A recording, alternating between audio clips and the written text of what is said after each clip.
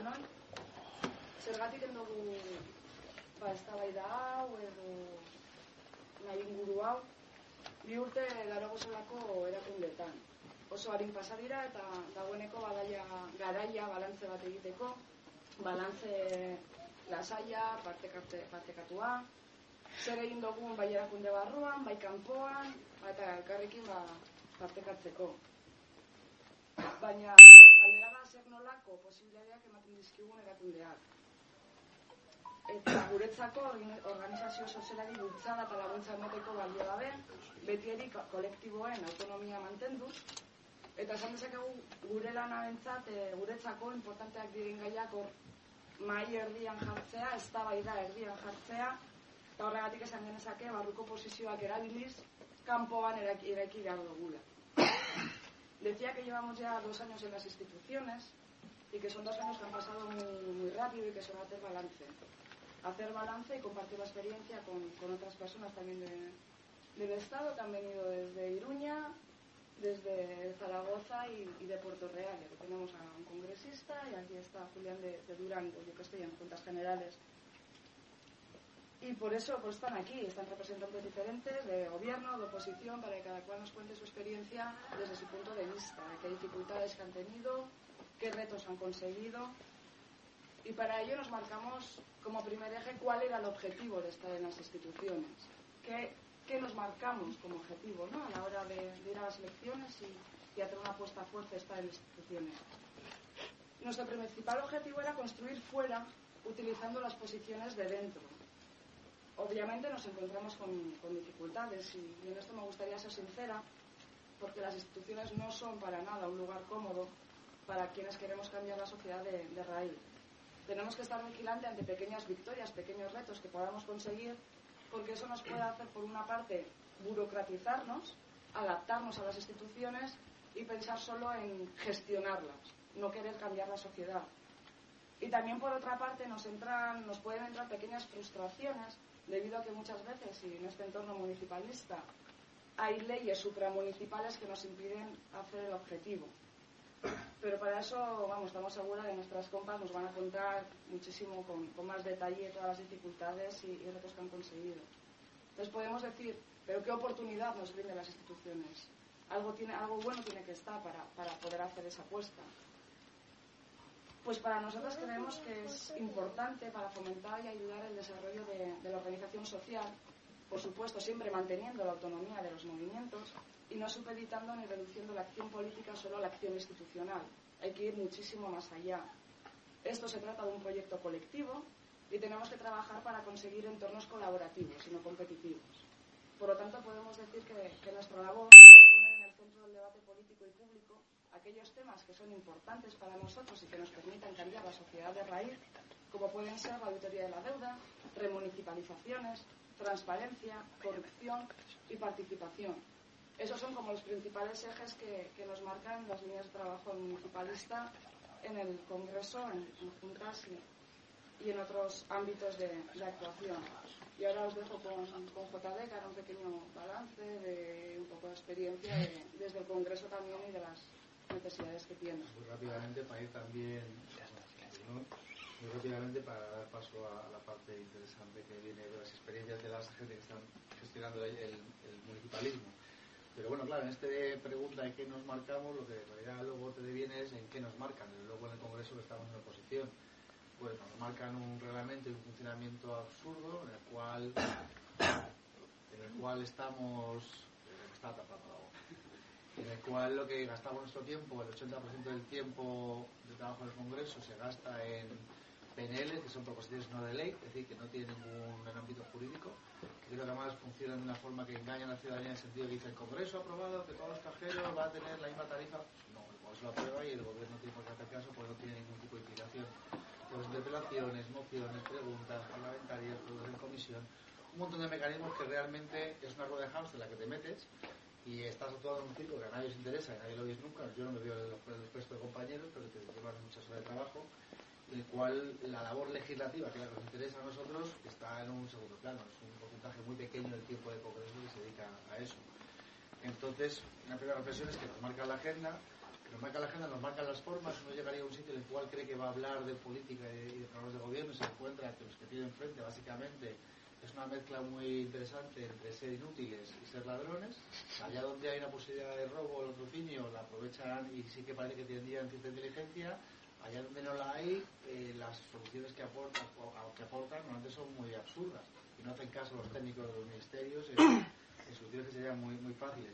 Lo cual nos lleva a la siguiente parte, que esto es un teatro. Quizá en el nivel municipalista, en el nivel municipal, menos que en el Congreso, donde estás hablando de que hoy no tienes el pelo o dónde has comprado este pantalón y has conseguido terrorista porque tal, y donde ya se acabó el parlamentarismo, te reconocías, supongo, pero vamos, viendo los anales de las actas, donde te reconocías una discusión que tenía que tener cierto nivel, donde Pablo, por ejemplo, Iglesias intenta elevarlo y ponerlo en clave, es un poquito de discusión política, y lo que prima básicamente es el corte que voy a hacer, que va a acabar grabado en YouTube, que se va a difundir por las redes y que es lo que va a tener. Entonces el teatro pues forma parte de la argumentación, que siempre hemos sabido que hacía el teatro. Para mí quizás lo más sorprendente de estar ahí es todas las cosas que ya sabía, de lo malos que eran, lo útiles que eran, los ladrones que eran, lo mentirosos que eran, pero ya verlo en el detalle permanente y constante que exaspera muchísimo.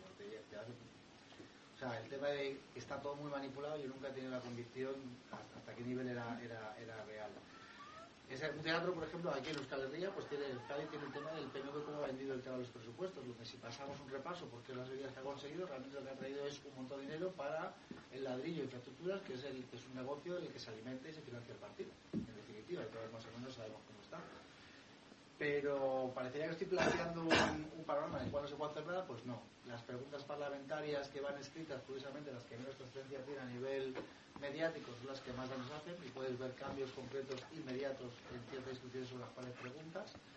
Existe luego una interacción muy oculta, no se está viendo, que es con los movimientos sociales, que a nivel de, por ejemplo, el Parlamento creo que es una de las labores mejores que estamos haciendo, donde hay un tramado, las secciones de sociedad civil, donde no tienen otro interlocutor más que el PSOE, aparte del reto movimentista nuestro de toda la vida que conocemos y hemos manejado, hay otro ámbito mucho más sectorializado, en el cual de repente están encontrando que la interlocución con el grupo de Unidos Podemos es muchísimo más veraz y en términos de que lo que queréis, asumimos las demandas, las llevamos adelante y no hay ningún cambalache, ninguna posibilidad de traicionarles, que es lo que siempre te dicen, las reuniones acaban con no os traicionéis.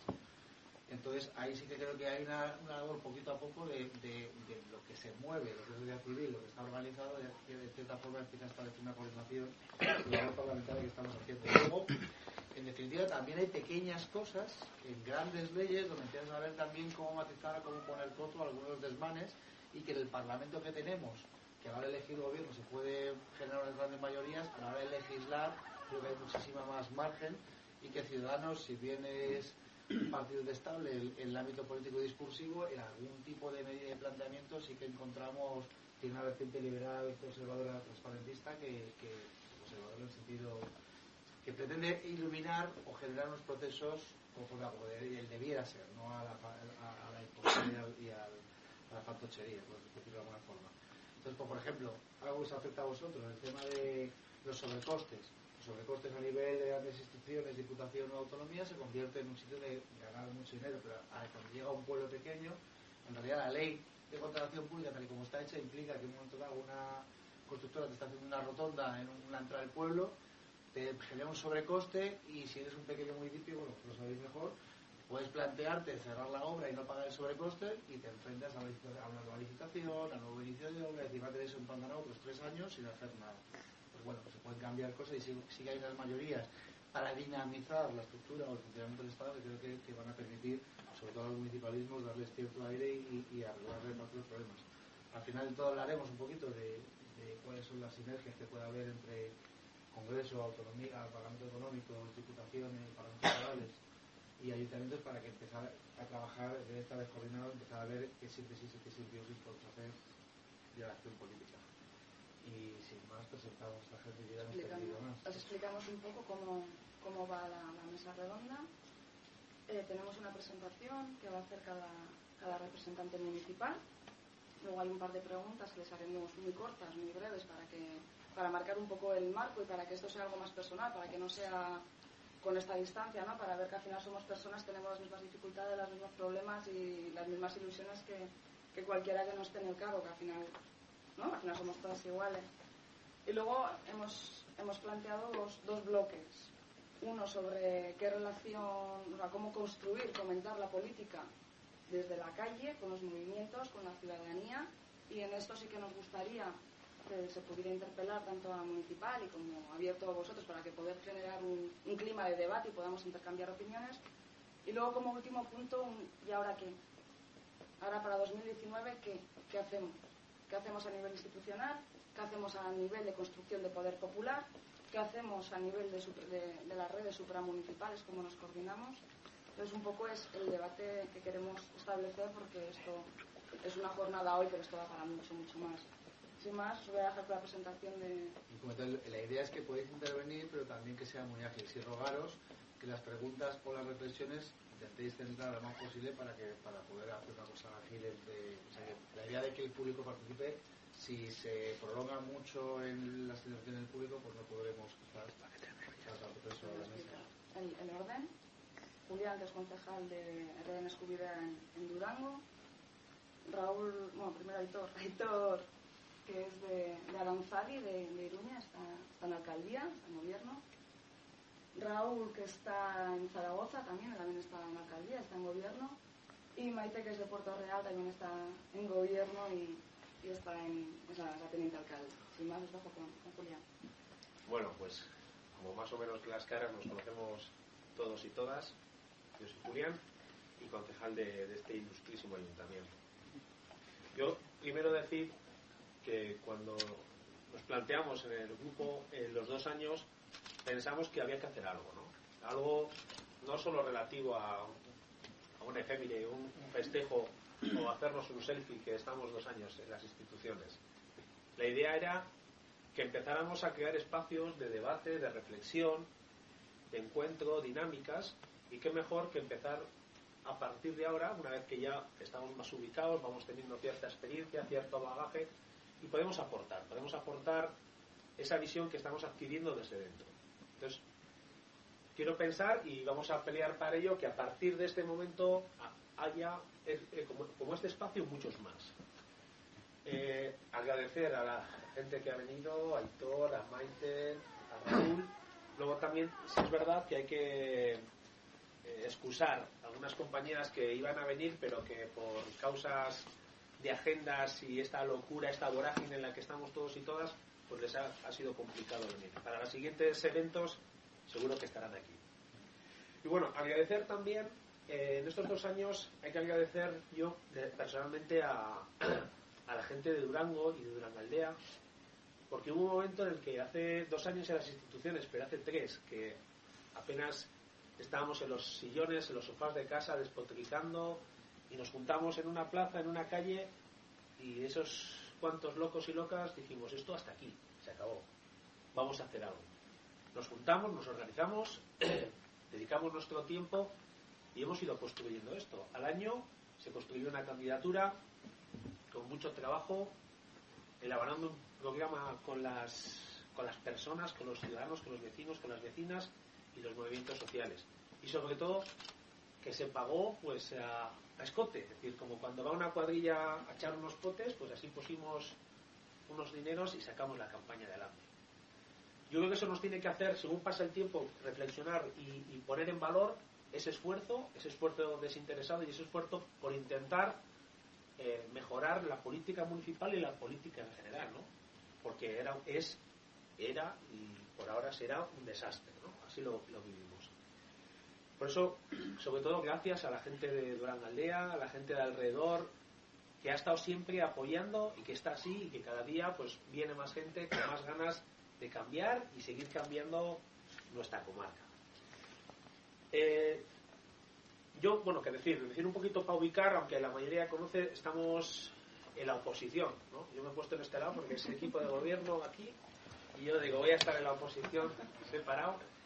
Y nada, ¿qué se puede decir desde la oposición en ayuntamientos donde los partidos tradicionales están ahí, ¿cómo decirlo?, pegados, ¿no?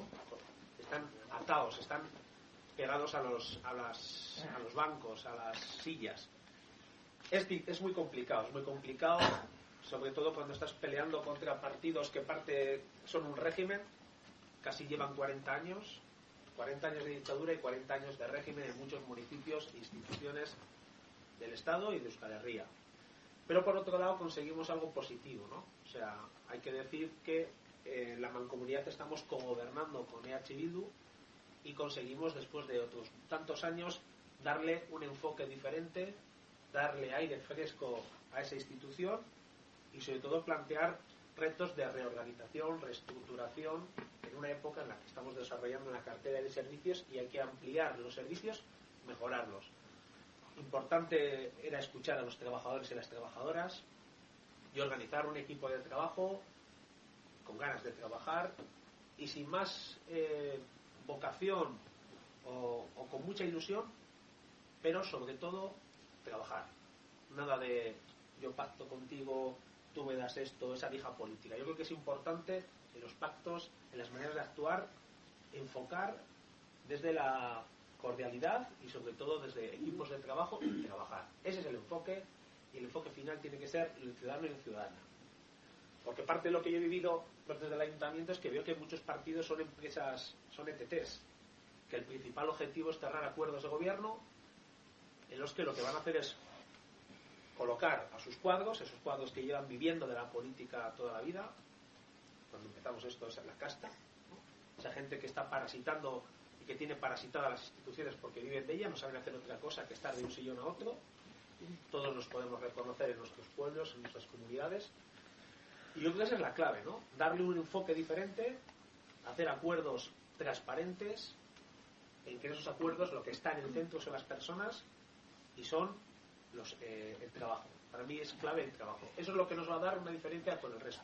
Podemos estar diciendo, llevamos mucho tiempo diciendo cómo hacer las cosas, pero la clave es trabajar y con ese trabajo dar ejemplo. Y bueno, por ahora, por esta línea ya me callo y doy paso a los compañeros y compañeras que tengo muchas ganas de escucharles. Kaixo, tokaiz eta egunekin dator, eta zailinaren artean ekimenaren partetik. Kontatuko du pixka bat orain 5 minututan nolin nolakoak, zergatik antolatu genuen, nola garatu den gutxi gora bera, eta ze bereziki ze gauzak diren, bueno, interesgarriak hor gu gauden puntu horretan, Euskal Hiritik pixka bat atzean, ez? Eta, badago lotura hemen gertatzen denarekin, baina neurri batean bakarrik. Para nosotros, por contextualizar un poco, la cuestión es que la candidatura de Aranzadi, que surge en Iruña y que no tiene, digamos, equivalentes ni en Donosti, ni en Gasteiz, ni en Bilbo, en la medida que es una candidatura de corte muy ciudadano, o sea, que no entra una composición de cuotas con los partidos que se quedan fuera y que tiene una serie de mecanismos que garantizan, por lo menos formalmente, yo creo que también en la práctica, sustraerse a las lógicas que sí que hemos visto que ha habido en otros sitios. Entonces ahí eso le marca una impronta muy, muy fuerte, ¿no? Es una reflexión de tipo de movimiento, por un lado, pero luego se inserta en Euskal Herria en la medida que también entiende que si hay un espacio en el ámbito municipal que hay que ocupar para permitir un cambio real, a ser posible sin el PNV, cosa que no hemos conseguido, ¿no? Y además comprendiendo que hay una fase de cambio político histórico con el fin de la violencia, el fin del ciclo de tal. Entonces por ahí es por donde se empieza. Los objetivos han sido bastante, supongo, como se dice aquí, pues extensibles a los que cualquier grupo de compañeras y compañeros haya trazado en cualquier administración. Básicamente en lo operativo orientados a la redistribución de la riqueza, de alguna manera entrar en pugna hasta donde se pueda con las élites locales y trazar guerras culturales que permitan acumulaciones políticas. Que serían un poco las dos líneas de trabajo. Yo diría que a 2 años de legislatura el balance es bastante agridulce, porque no podemos olvidar que la energía que se despliega inicialmente es limitada y que todo lo que no sea seguir generando líneas de apertura de conflictos y acumulación nos desgasta. Entonces, bueno, luego si os interesa podríamos hablar. Nosotros tenemos en concreto 2 concejalías y media de un cuatripartito, es una posición subordinada, pero bueno, ahí se han hecho avances, ¿no? Diría, por ir muy rápido, que también hemos hecho, como todo el mundo, nuestras jornadas de valoración, y que sí que hacemos un análisis de las amenazas, lo que se dice aquí, ¿no?, de cara a la segunda mitad de la legislatura, que nos preocupan, que voy a resumir algunas de ellas, las que creemos que pueden aportar y que son interesantes. Por una parte, que se ha consolidado un trasvase de cuadros del movimiento a la institución, y que eso es un problema. En paralelo, pero no necesariamente solo por eso, que hay una desmovilización, entre comillas, razonable, ¿no?, para llegar a las instituciones, que es comprensible pero que no ayuda. Ha habido también generalmente, nosotros no hemos conseguido trasladar al equipo de gobierno, pero creemos que es extensivo a otros sitios, ha habido un malísimo enfoque desde las candidaturas del cambio de lo que es el trabajo institucional, en el sentido de no comprender que en los puestos de dirección hacían falta equipos nuevos, y no haber asumido políticamente el coste de haber colocado a gente propia, en el sentido que lo queráis denominar, y que está lastrando muchísimo la acción política institucional, o sea, porque no hay capacidad técnica ni política de sacar proyectos importantes. Y además hay un lastre también tremendo, y es que seguimos 2 años después en casi todos los sitios sin proyectos comunicativos claros, subordinados a la agenda comunicativa de la casta que se ha dicho aquí. Entonces, yo por acabar diría que más allá de que aquí todo el mundo está metiendo muchísimas horas y hay una sensación de mucha fatiga, ¿no?, y quizás de cierta desorientación, yo creo que la cuestión sería entender que en la medida que esta fase sea constituyente, porque tengamos la capacidad de que no cristalicen en nuestras administraciones locales y en todos los demás sitios los proyectos de gobernanza a los que nos oponemos, tenemos oportunidades. En la medida que todo esto se vaya ralentizando y se vaya constituyendo en otra cosa, yo creo que las posibilidades de hacer cambios, por tímidos que sean, irán desapareciendo. Y hay señales de una cosa y de la contraria, ¿no?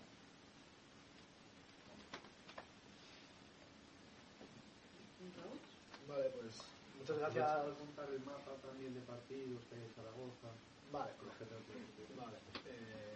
Bueno, muchas gracias por invitarme y pensar que podía aportar algo así. Es un poco para colocar la situación en Zaragoza. Zaragoza en Común es una candidatura municipalista, con una coalición entre gente de partidos, gente de movimiento, gente independiente que consigue 9 concejales, 10 el PP, 9 nosotros, 6 el PSOE, 4 Ciudadanos y Junta. Digamos que este es el mapa electoral, y tenemos el gobierno con el apoyo en investidura sin pacto programático con el PSOE y Junta, con cierta especificidad que es importante entender, de que en Zaragoza veníamos de 12 años de gobierno del PSOE. Entonces, bueno, a diferencia de la mayoría de las ciudades del cambio, donde, digamos, el proceso de desmontaje y confrontación con lo existente viene de una política del PP con la cual puedes conseguir, contra la cual puedes conseguir mayorías con el PSOE, eso en Zaragoza pues es obviamente más complicado. Yo sí que quería empezar con una reflexión un poco más general. Voy a tratar de responder a todas las preguntas que se han planteado, pero cuando me llaman así las compañeras y dicen, bueno, vamos a hacer una charlita con gente y un poco distintas personas que estáis además en distintas posiciones y tal, ¿cuál es vuestra experiencia y qué habéis aprendido del gobierno? Yo lo primero que pienso es que no se puede, si abstraemos la política municipal del resto de niveles en el cual se está jugando la cosa, en realidad nos perdemos un poco el sentido y la potencia de la cosa. Porque creo que la apuesta municipalista es parte de algo más general que se llamó, o alguna gente llamó, el asalto institucional, que tiene un objetivo político que, luego se declina en programas, pero que tampoco se agota exactamente en esos programas, ¿no? Entonces, para mí, más bien la cuestión, a punto de valorar en 2 años vista, es, qué hipótesis teníamos y, más o menos, en qué lugar estamos en relación a ellas, ¿no? Así, bueno, pues ¿de dónde viene esta idea de la gente, del asalto institucional, ¿no? O sea, porque de repente un conjunto bastante amplio de activistas de movimientos sociales, 15M, partidos y tal, se plantean esta cosa. Bueno, creo que es obligado partir del 15M, o sea, que de alguna manera pues ahí sucede como la quiebra, o sea, hay una especie de punto de quiebra con algo que empezó a llamarse desde entonces el régimen del 78, que de alguna manera es como el sistema de acuerdos y repartos entre élites que se fraguan en el tardofranquismo y cristalizan la transición, y que ha dominado la política desde entonces, la vida política, económica, social desde entonces, y también la sensación, después de varios meses de movilización, de que las demandas que están siendo expresadas de justicia social, democracia y sobre todo impugnación de las políticas de autoridad que están viendo marcadas por Europa, no tienen cabida dentro de ese régimen, ¿no? No hay lugar para ello.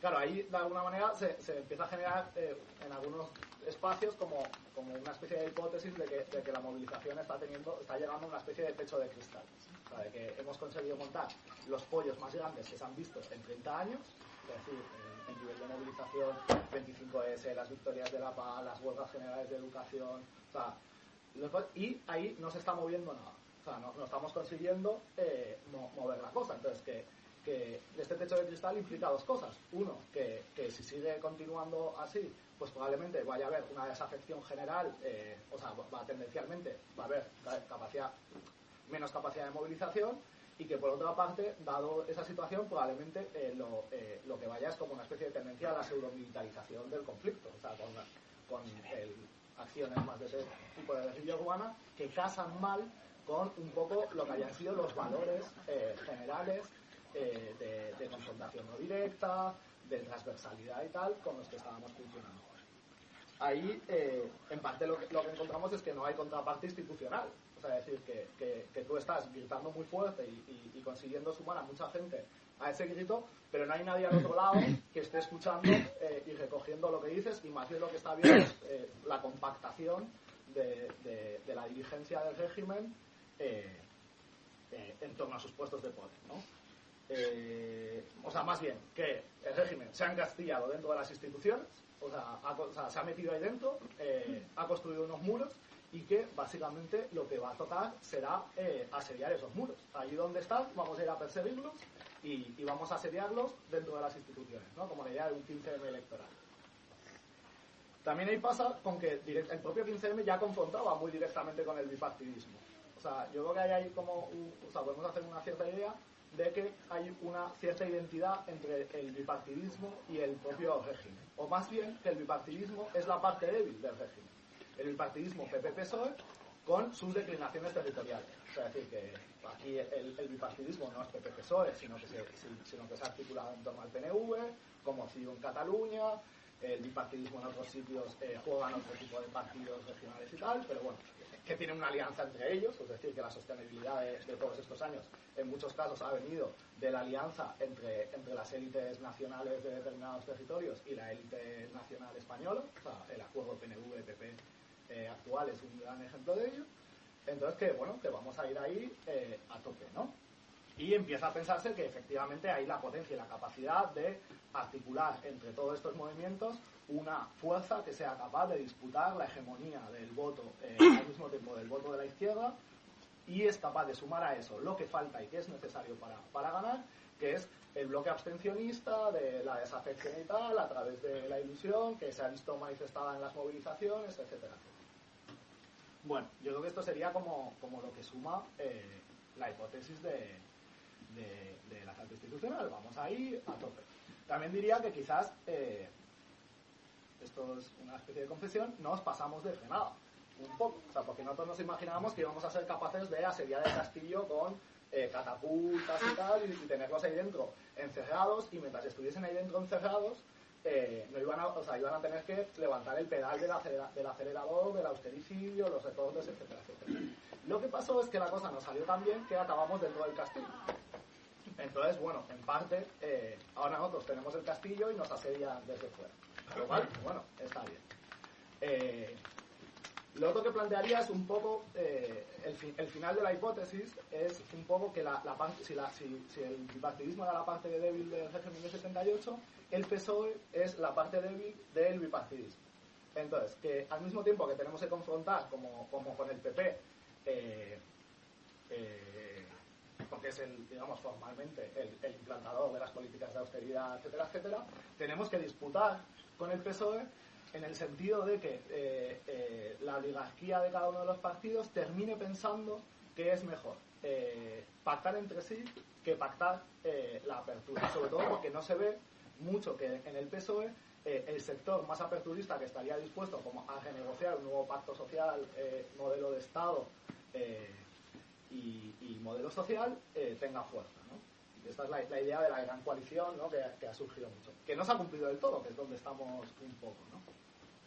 Entonces, que en parte nuestra labor es potenciar eso, incluso con la idea de que si esto sucede, pues bueno, algo así como un gobierno de concentración nacional a la griega o un gobierno tecnocrático a la italiana, bueno, en realidad es ya pasarte el siguiente malo del videojuego, porque es de alguna manera ya confrontar directamente con las políticas de austeridad europeas que ya no tienen esta máscara, ¿no? Diríamos que esto no ha pasado en España exactamente, o sea que la experiencia de Grecia de sustitución del gobierno nacional es bastante mala y en España se apuesta más bien por mantener al señor Rajoy Brey ahí fuerte para hacer de pantalla interna. Entonces yo creo que es aquí donde tenemos que entender que el municipalismo, el asalto institucional a nivel municipal es una apuesta en ese sentido. Y sí, ya termino. Y que más allá de la implementación de políticas concretas, de las que luego hablaré, creo que no ha ido mal. O sea, creo que hemos sido capaces de cambiar el tablero y de abrir un escenario de descomposición lo suficientemente fuerte como para que haya ventanas de transformación a algo así que se puede llamar un proceso constituyente, que en realidad es pues la renegociación de un nuevo pacto de país, un nuevo pacto social que ha sido roto por las élites, ¿no? También su cierre, también se da la oportunidad de su cierre. Y en ese sentido, lo último decir es que si ahora estamos en una especie de sensación de desazón y de incertidumbre, es que en realidad la hipótesis llegaba hasta aquí. O sea, ya hemos cumplido el trabajo de esa hipótesis. Lo que pasa es que nuestro propio trabajo cambiaba tanto el tablero que ya no éramos capaces de imaginar lo que venía después. Y que nuestra labor ahora es exactamente donde estamos y con todo lo que ha cambiado el tablero, ser capaces de elaborar una nueva hipótesis victoriosa en esta nueva realidad. Y ahí es la sensación agridulce, ¿no? Esta que se mueve. Y luego sí. Bueno, pues muchas gracias por la invitación al compañero y compañera de Durango. La verdad que estoy encantada de estar aquí debatiendo con vosotras y bueno, intentar transmitir un poco lo que ha sido esa experiencia tan difícil en Puerto Real estos 2 años, porque la verdad es que tenemos una situación bastante delicada a nivel económico, a todos los niveles allí, y voy a intentar un poco explicarlo y bueno, cuáles han sido nuestras líneas, en dónde nos hemos centrado básicamente para pasar estos 2 años y qué tenemos de cara al futuro. Sin embargo, también quería comentar una cosa de la que estaba hablando el compañero antes, porque yo sí pienso que, bueno, haciendo un balance muy similar al que ha hecho él, evidentemente, de cómo hemos llegado hasta aquí desde el 15M, esa valoración la comparto. Sí creo que en su momento la apuesta municipalista se hizo, yo creo, y esto puede generar algún debate, pero yo creo que desde Podemos se hizo de forma un poco tibia. Es decir, no se hizo una apuesta municipalista completa, ¿vale? Sabéis perfectamente que hubo problemas, que en el Congreso se debatió si municipalismo sí, municipalismo no, que en qué medida. Al final dejaron a algunos círculos que por cuenta de riesgo asumieran ese reto. Nosotros en algunos círculos asumimos esa hipótesis, pero no fue todo Podemos quien asumió esa hipótesis. Creo que luego eso se ha rectificado porque evidentemente, bueno, cometemos errores y vamos haciendo ensayo-error y vamos probando, ¿no?, hipótesis, pero yo creo que no se apostó completamente por el municipalismo. Y en algunos círculos sí que estábamos más fuertes en la ciudad, apostamos por ello y conseguimos asaltar las instituciones de alguna manera, porque las instituciones son muy difíciles de asaltar incluso cuando estás dentro, incluso cuando estás gobernando, ¿vale? Porque no las hemos estructurado nosotros y no son nuestras. Eso tiene que quedar muy claro.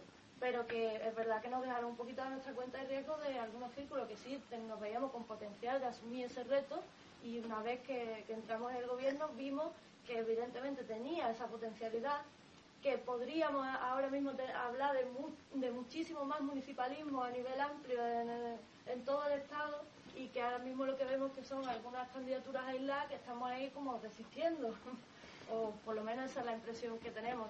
Desde Cádiz, desde luego, la impresión que tenemos, que estamos resistiendo. Bueno,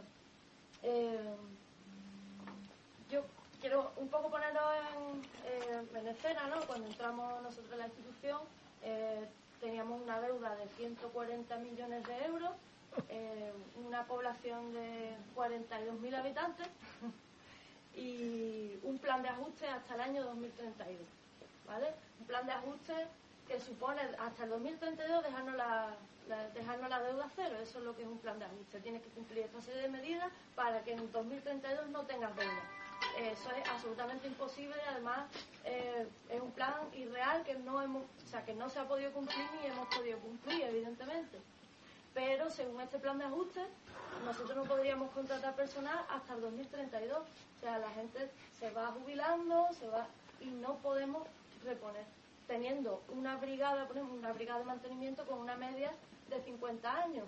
Imaginaros entonces la situación. No tenemos conserjes a veces para abrir los centros, no podemos contratar personal nuevo para abrir los espacios, ni para dar mantenimiento, ni para las jardinerías, para nada en absoluto. O sea, por lo menos esa es la prohibición que existe, ¿vale? Ahora os cuento cómo entramos en esas contradicciones y qué es lo que nos propone para poder seguir gestionando el ayuntamiento, ¿vale? Estamos en minería, también quería comentarlo, como ha dicho el compañero, un poco el mapa, ¿no? Éramos 7 concejales si se puede, 3 concejales de ECU, 7 del Partido Andalucista, que es como el PP, es como ocupa el espacio de la derecha allí en Puerto Real, el PSOE 3, Izquierda Unida se ha quedado con 1 después de estar gobernando 40 años, se ha quedado con un concejal, ¿vale?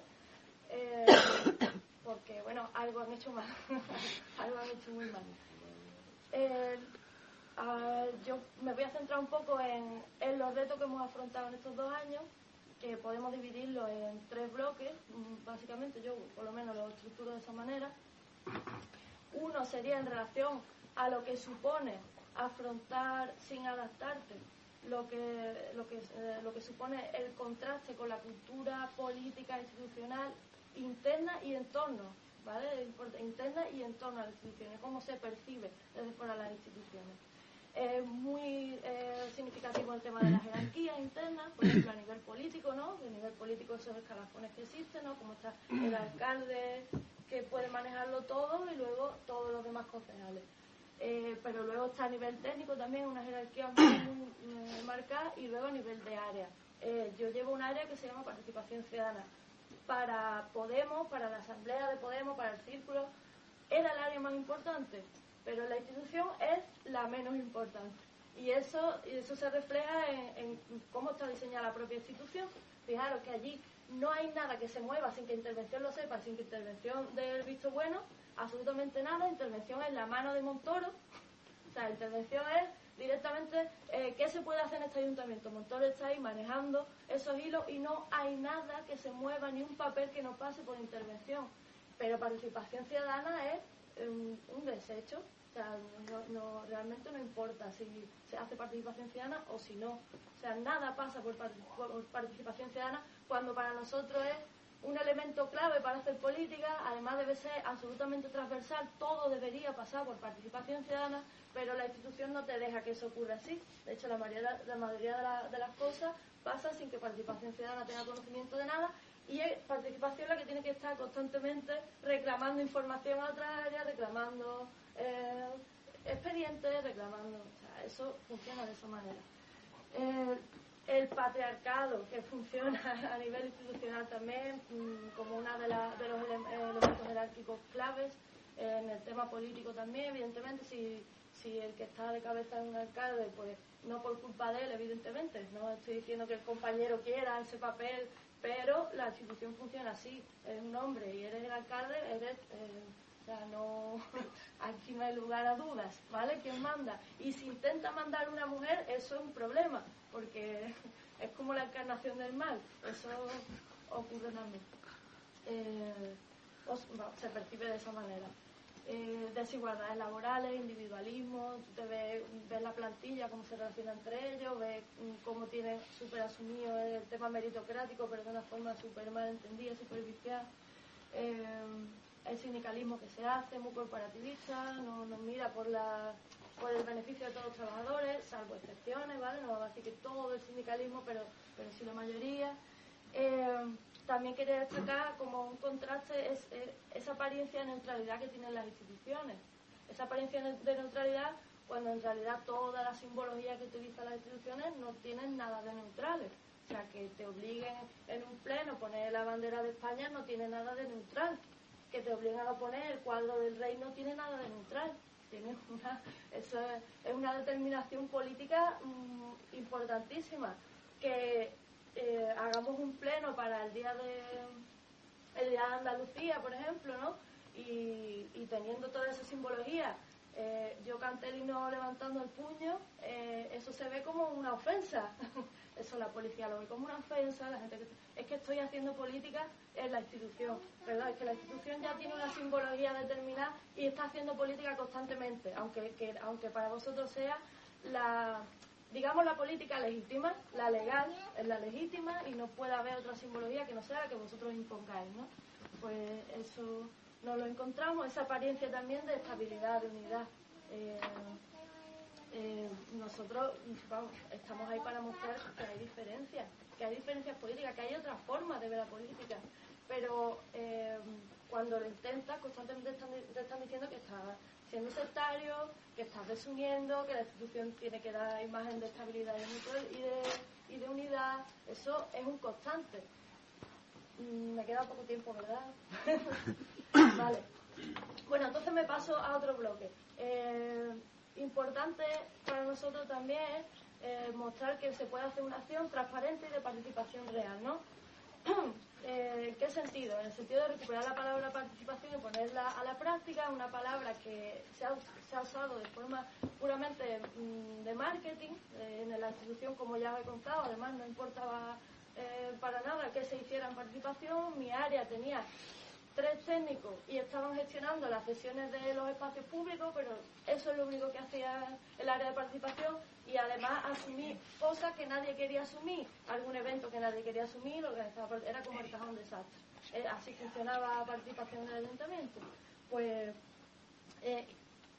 reconfigurar eso, que ha sido bastante duro, darle importancia verdaderamente a participación y decir, pues tenemos un proyecto real de participación y queremos que se le dé importancia a esto dentro de la administración también. Saber transmitir lo bueno de la gestión, pero sin esconder la vergüenza. La institución no está bien diseñada, no tenemos por qué, porque estemos nosotros ahora a decir que es perfecta, no son las instituciones que nosotros necesitamos, no lo son, y no hay por qué esconderlo. Y luego, importante poner en marcha esos procesos participativos en contraste a los que existen ya, que son los espacios viciados, antidemocráticos. Un pleno, por ejemplo, no tiene absolutamente nada democrático, vienen las posiciones ya absolutamente marcadas y el debate político es nulo en esos espacios.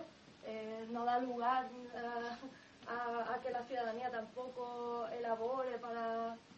O sea, lugar, pero de forma muy cosmética, vamos a hablarlo de esa manera. No tiene nada. Y crear espacios en contraste a eso, espacios asamblearios donde la gente sí entienda las limitaciones que tienen las instituciones, que puedan experimentar con nosotros esos límites, desenmascarar también para qué intereses sirven muchas veces las instituciones, desenmascararlo en el sentido de, bueno, yo siempre digo, las instituciones son perversas. ¿Por qué? Porque... sabéis que os he comentado que tenemos un plan de ajuste hasta el 2032, no se nos permite contratar personal, ¿vale? No se nos permite contratar personal para limpiar las calles, para arreglar los boquetes y para cortar el césped, es muy básico. Pero sí que se nos permite contratar externamente a empresas que lo hagan, ¿vale? Eso se nos permite, eso está absolutamente permitido. Entonces, ¿qué pasa? Es que está gestionando mal. No, perdón, es que no quiero externalizar los servicios, es que yo quiero que mis empresas públicas pueda limpiar las calles y pueda cortar el césped, porque no estoy en contra de la privatización, pero te están obligando a externalizar, ¿vale?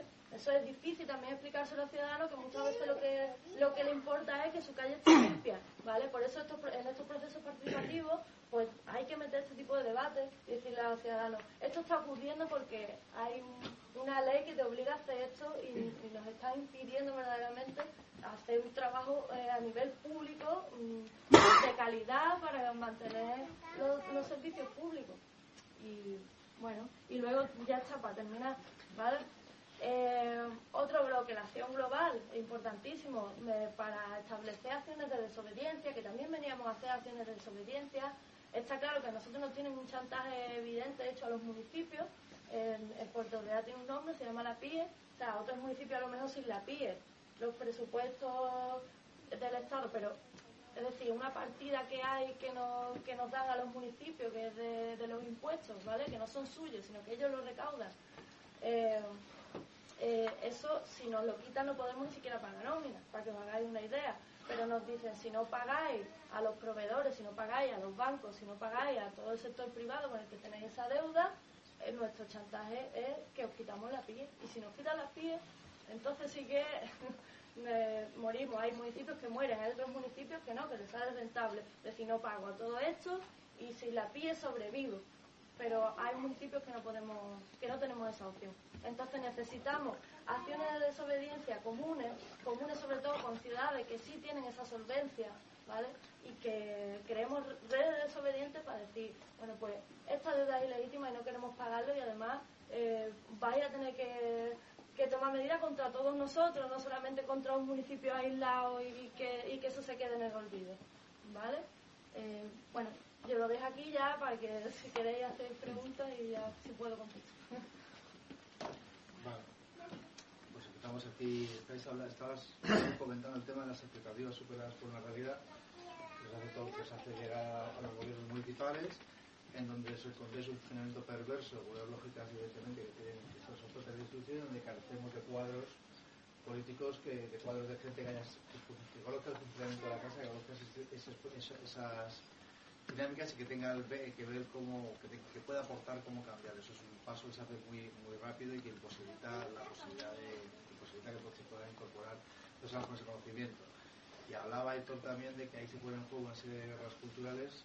Una de las más interesantes tendría que ver aquella que se puede formular como la de poner la vida en el centro, que construye todo el tema del patriarcado y el capitalismo como lógica de funcionamiento, cuya primera evidencia es el tema de la conciliación como un derecho o una apuesta que choca directamente con las necesidades que estamos hablando, la falta, mejor dicho, de tiempos y de cuadros. Pues quería plantear desde ese ámbito que cuando llegamos al tema de los cuidados, cómo nos cuidamos y cómo cuidamos a los de al lado. Y desde ahí, desde orientación personal, ¿cómo veríais o cómo juzgáis cómo se ha afectado a nivel personal estas instituciones, la parte, por así decir, más positiva de constatar o la parte más negativa o positiva? Bueno, empiezo yo rápido. Pues si queréis, la cambiamos para hacerlo más rápido. Vale, venga, Raúl, habla tú. Vale. No, o sea, yo soy asesor en la alcaldía, es decir, tengo una posición relativamente más cómoda que otros compañeros, ¿no? O sea, digamos que en los equipos de trabajo institucional está la primera línea y la segunda línea, ¿no? El frontend y el backend, ¿no? Entonces, bueno, por el frontend pasa toda la toxicidad, pasa por tu cuerpo. O sea, tu cuerpo es el que es nombrado, tu cuerpo es el que es señalado por los medios, etcétera, etcétera. A nosotros eso ya nos llega un poco filtrado y, digamos, entiendo que la posición es un poco egoístamente más cómoda, ¿no? Yo sí que recuerdo, esto es una anécdota que me gusta, que nada más llegar, ¿no? Como a los 15 días de estar ahí, nada, nos empezamos así como a formar, ¿no? Y Pedro Santisteban, el alcalde, nos reparte una cosa que era un vademecum sobre política municipal que se había hecho aquí en la Universidad del País Vasco, una especie de entre ciencia política para dummies y manual de autoayuda para gestores municipales. Entonces había como muchas frases así como destacadas. Oye, en la tercera página había una que decía nada más y nada menos que lo siguiente: nadie está preparado para tal nivel de hostilidad. ¿Qué coño? Pues se parece bastante a la realidad. Nadie está preparado para tal nivel de hostilidad. Yo comparto con David, la primera excepción es que las instituciones políticas es un sitio donde se habla poco de política. Entre poco y absolutamente nada. Se habla de poder. Es decir, que esto nos dice, que el sistema institucional ha funcionado como un sistema de reparto entre la élite. Entonces, nosotros que no hablamos con la lógica del reparto, pues es que entre que no saben hablar con nosotros y que nosotros tampoco hemos terminado sobre todo al principio, de entender la lógica con la que funcionaba. Claro, eso es bastante... Claro, eso el nivel de exasperación es muy fuerte. Es muy fuerte. Es cierto también... por ejemplo, hay como grandes mantras para nosotros. Estamos preparando a alguna gente como un manual de cómo desacreditar una candidatura del cambio con un juego que son frases en la cual vas a tener que elegir al alcalde el que se lo ha dicho, porque básicamente el manual de contrainsurgencia es igual en todos los sitios. Es decir, y una de ellas es que ustedes no estaban preparados para gobernar, ¿no? Lo que sucedía es que las instituciones no estaban preparadas para que gobernase alguien diferente a los partidos que llevan dominando la política desde hace 40 años. Una de las dificultades, como comentaba la compañera, es el nivel de interpenetración entre el sistema de partidos que se reparten eso como si fuese un cartel con la alta jerarquía funcionarial. Esto no es una crítica al servicio público, pero sí que hay que empezar a decir que en el sistema que tenemos, a partir de determinado grado de la jerarquía funcionarial, nadie sigue ascendiendo, sino hace una especie de carrera de partido. Entonces, esto hace que haya una interpenetración muy fuerte, de tal manera, esto lo dijo un compañero, Marcelo Espósito, pero años antes antes de las europeas, dice, lo que tenemos que ser conscientes es que nos enfrentamos a dos subaparatos de Estado. Es decir, que la identidad, bipartidismo, aparato de Estado es muy fuerte. Y esto se ve, por ejemplo, en que el caladero de cuadros del PP y del PSOE tiene que ver con determinados, además cada uno, núcleos de altos funcionarios del Estado. Economistas del Estado, abogados del Estado, esta cosa que es Rajoy, etcétera, etcétera. Este es un problema.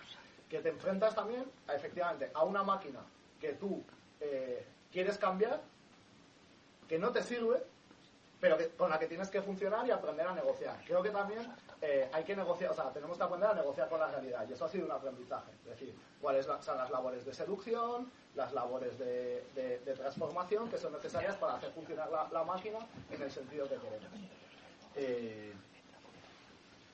Y bueno, lo voy a dejar con una frase, que es que, dentro de cabe, con todo esto y con todo lo duro que supone vitalmente y tal, sí que creo que nadie debería estar más de 6 años en la institución.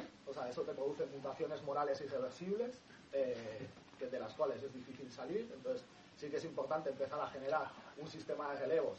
Pero esto, como comentaba ayer con la compañera que amablemente me ha acogido en su casa, no puede ser solo una frase que esté puesta en los reglamentos para molar, sino que hay que empezar a articular ya sistemas de formación de cuadros que sean capaces dentro de 4 años o 6 años, tener gente formada con tantos conocimientos como la gente que ya está ahí, y esto es ya, si no se nos va el tiempo, que lo que no está permitida para la gente que queremos transformar el país es la tristeza. La tristeza es una pasión contrarrevolucionaria, solo hay una pasión que cambia las cosas, que es la alegría, y que pese a todo tenemos que ser inasequibles al desaliento y a las dificultades. Bueno, yo retomando un poco la pregunta y con un uso casi más personal, comenzar, haciendo el guante de las mutaciones morales y personales, morales y personales, ¿no? Hay una serie de mutaciones en las que todos los que empezamos y todas que empezamos con esto, yo creo que hablando de esos valores de la conciliación y un montón de elementos, somos nosotros los primeros que cumplimos esos procesos de conciliación. Yo he sido una persona siempre activa, pero yo creo que nunca he estado tan dedicado a algo de manera tan intensa y en tanta cantidad, que me ha hecho prácticamente romper con mis otras dinámicas sociales, laborales, todas, ¿no? Entonces yo creo que ahí sí tenemos un gran reto, porque solo vivimos prácticamente para esto. Todos nuestros filtros, además de absorber toda esa toxicidad que hablabas, nosotros aquí en el Ayuntamiento de Durango sí vemos que somos uno de los principales enemigos a batir, pero en todos los aspectos, no solo a nivel político, no solo en los discursos políticos tradicionales o discursivos, sino el desgaste a nivel personal que se está buscando, moral, de todo tipo, ¿no? En la medida que no pueden confrontar nuestro discurso, nuestras apuestas o nuestras propuestas, por lo que se va a tratar de buscar descalificar a las personas y tratar de machacarlas por otras vías, ¿no?